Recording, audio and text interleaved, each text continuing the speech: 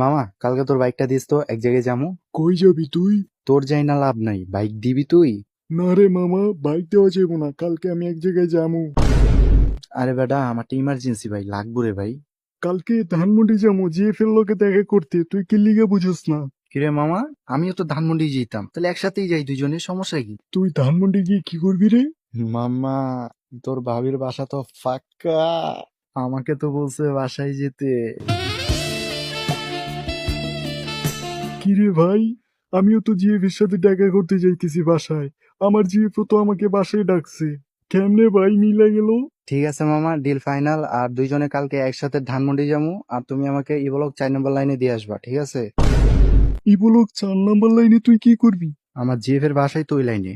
ইমন, 10 number flat না, right? আচ্ছা আবির, আমি 1 থেকে 3 বলার পরে একসাথে দুইজনের জিএফ এর নাম বলবো।